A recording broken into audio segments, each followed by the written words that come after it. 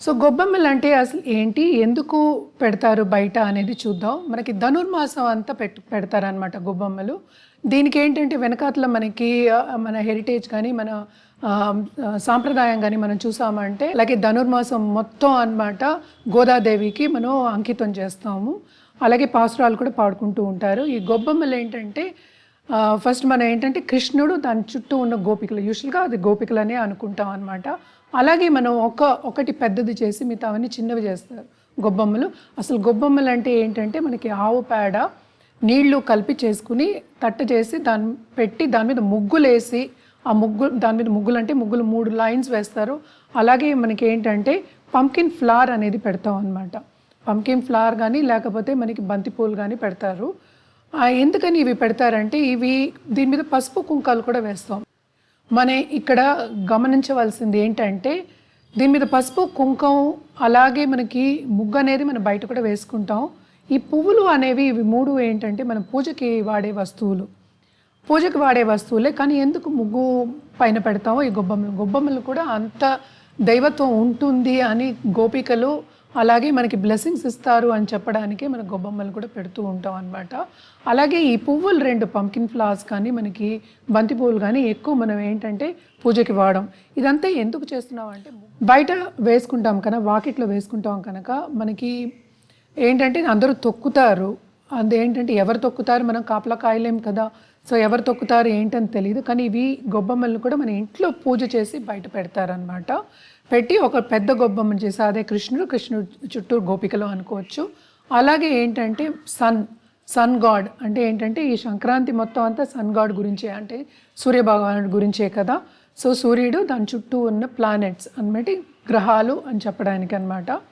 ఈ పసుపు కుంకుమ కూడా వేసేది ఏంటంటే మనం తొక్కకూడదు యాక్చువల్గాను, కానీ పూజ చేసి పెడతాం కనుక మనం బయట పెడతాం. అది తొక్కకుండా చూసుకోవాలన్నమాట. అలాంటి ద్రవ్యాలు వాడకుండా ఉండడం అనేది మంచిది. అంటే అందుకని మధ్యలోనే ఎక్కువ పెట్టేవాళ్ళు, అంటే పసుపు కుంకుమ వేసేసి పువ్వులు అనేవి కూడా తొక్కచ్చు, ప్రాబ్లం లేదు. ఇవేంటంటే ఈ గొబ్బెమ్మలు ఈ ధనుర్మాసం అంతా పెట్టేసి వాళ్ళు మళ్ళీ ఏంటంటే భోగి రోజున మనకి ఆ మంటల్లో వేస్తారనమాట. ఎందుకంటే ఇది మనకి పీల్చుకుంటే కూడా ఈ గాలి పీల్చుకుంటే ఒకటి నేను చెప్పింది ఏంటంటే పైకి వెళ్ళిపోతుంది, అంటే ఫాగ్ అనేది లిఫ్ట్ అవుతుంది అండ్ క్లియర్ అవుతుంది, స్కై క్లియర్ అవుతుంది. ఇంకోటి ఏంటంటే మనం ఇవన్నీ పీల్చుకుంటే, మన ఈ గాలి పీల్చుకుంటే మన శరీరానికి చాలా మంచిది, మనకి హెల్త్కి మంచిది. అలాగే ఏంటంటే చాలామందికి జలుబులు ఉంటాయి, ఇన్ఫెక్షన్స్ ఉంటాయి. అండ్ ఆల్సో ఏంటంటే మనకి వైరసెస్ చాలా తిరుగుతూ ఉంటాయి కదా, బ్యాక్టీరియా అండ్ వైరసెస్ ఉంటూ ఉంటాయి. ఇవన్నీ కూడా కొంచెం తొలగిపోతాయి అని చెప్పడానికి ఇంత ఆలోచించుకుని మన పెద్దవాళ్ళను మనకి ఇచ్చున్నారనమాట. సో భోగి చేసుకోవడం, నేను చెప్పినట్టు చేసుకోవడం చాలా మంచిది యాక్చువల్గాను. అభ్యంగన స్నానం చేసేసి మళ్ళీ ఏమో ఇది బయట కాల్చినప్పుడు మనం అది పీల్చుకోవడం, అలాగే ఏంటంటే మనం కొత్త బట్టలు వేసుకుని సంబరాలు చేసుకోవడం అనేది అనాదిగా వస్తున్న ఒక పద్ధతి మనకి. అలాగే ఏంటంటే గొబ్బెమ్మల చుట్టూ అంటే కుమారులు అంటే చిన్న చిన్న పిల్లలు అందరూ దాని చుట్టూ డాన్స్ చేసుకుంటూ ఎంజాయ్ చేస్తూ ఉంటారు పూజలు.